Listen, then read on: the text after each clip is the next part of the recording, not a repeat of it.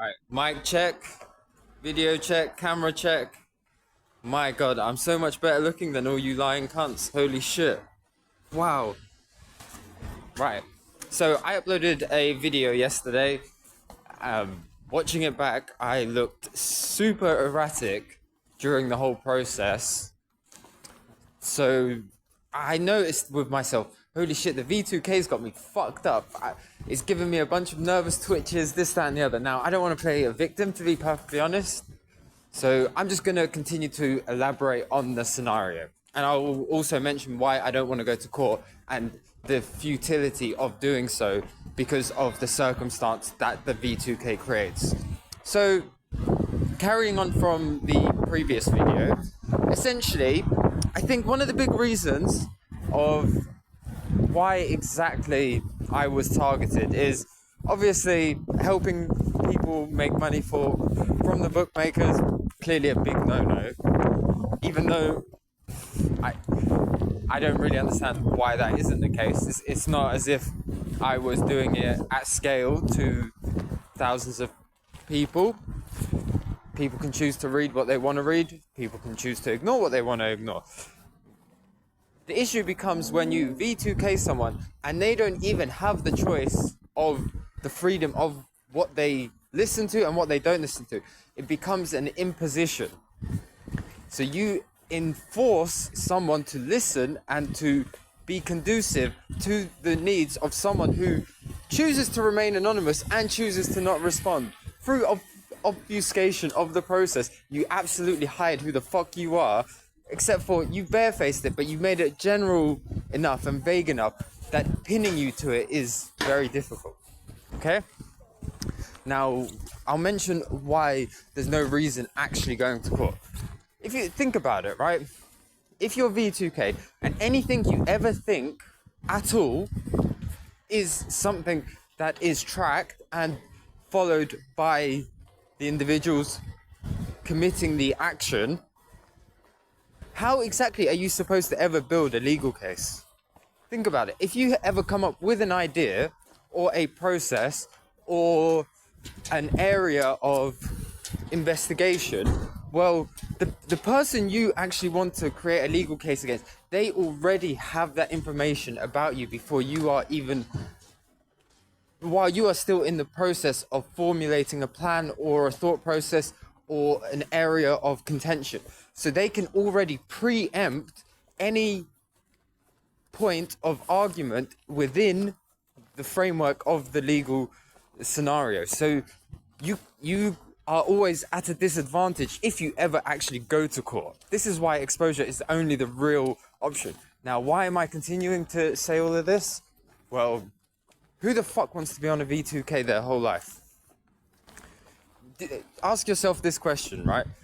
Do you want to be walking around having someone tracking your thoughts and then sending signals of a bunch of fucking waffle and rubbish, which is completely useless to actually any practical and beneficial knowledge that could help someone progress with anything? It's just a bunch of shit. Like, you would get signals like "you're shit" or it was just a bunch of, I mean, there was a lot of messages over a 3-year period, as you can imagine. But the whole premise of all the signals were to try to diminish someone as an individual. It's to diminish your character. It's to facilitate in heightened states of anger, rage, and negative emotions that are likely to lead to undesirable outcomes. Now, what ends up happening is a lot of you fuckers chose to not respond intentionally, so you're complicit.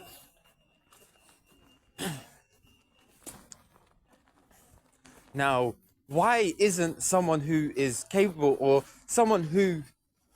So, because I don't want to play the victim in this scenario, right? The scenario is what it is, and so at the end of the day, now that this has occurred, it's still a scenario where I was clicking the buttons. Now, I can take accountability for that, but then the circumstances of matches being interfered or interrupted with, obviously that's completely outside of my control. So if we carry on with this process of imposition where the scope of the actions you can take are limited with the use of the technology from the very outset.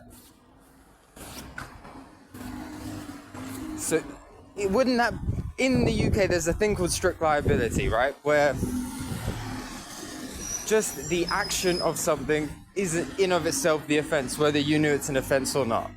Now, the reason I bring up strict liability specifically is in this scenario, it limits the scope of what I can do to respond without actually, what's the word?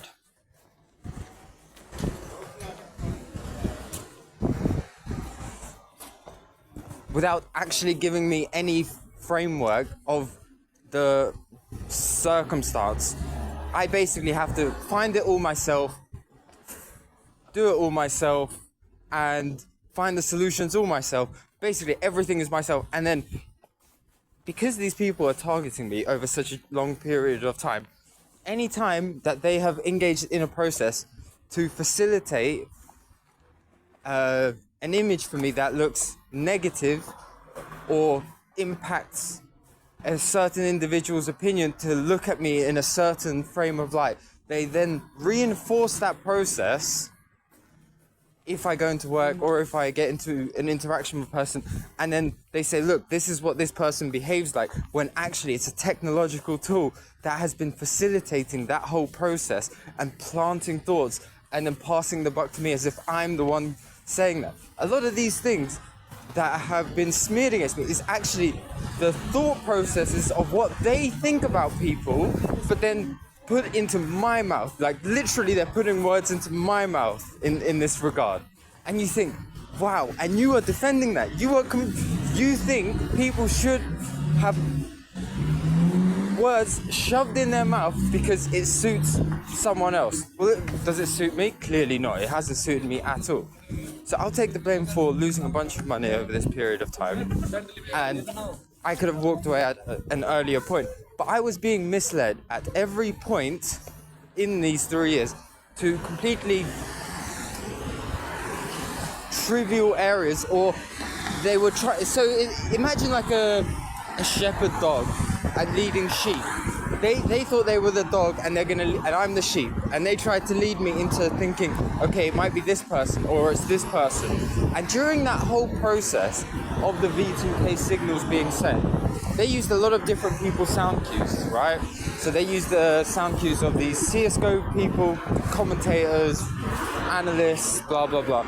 They used the Tates, and just for the first time yesterday, what they did is they finally used the voice of the commentary. It was the very first time they used the commentary of the commentators within the bookmaker. The first time.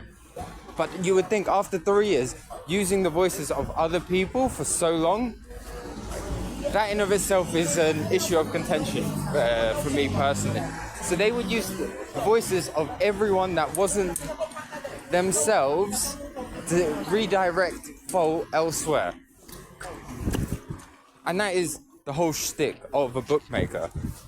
Their whole shtick is essentially, we are going to do this process, but the fault is yours. You are going to take responsibility for our actions, and if you don't, we're going to criminalize you and smear you. That's the story in a nutshell. Now, so much more. To be honest, I probably shouldn't be freestyling it, and I should actually sit down, break it down, write it out. But then it looks more authentic when I just blah, blah, blah out with... Because when you go on a podcast, or when these people go on podcasts or YouTube, they'll have topics that they'll look at, and then they will make frameworks. I'm not on a podcast, I'm just posting something that is a factual scenario. This is happening in the UK. I'm in the UK. I'm not even in fucking, I don't know, North Korea, right? I could understand. It would make more sense if you listen to the narrative of, this is a safe haven for people with, you have your human rights, you have your privacy, you have the right to do as you will as long as you don't infringe on other people. I've been infringed on for 3 fucking years and it's endorsed. It's bullshit. If this was in North Korea, you could at least understand, right? Kim Jong-un is probably sitting there taking notes. Right, if I find disobedient civilians, right, V2K them and redirect their thought processes and try to rewire that shit based on what I want them to think. How is that not enforced? How is that not enforced? That's a question. It's a very simple one, but how is a constant planting and neuro-linguistic programming of a person of where they have no influence in the matter? I cannot choose how I want to program myself with the V2K. I can choose how I do it in the day-to-day environment, but I cannot choose what some external process for someone who intentionally wants to remain anonymous and obscure and obfuscate their input into this process, and I'm supposed to trust that person. I have to be like, wow, yeah, that's a great fucking human being. Come on.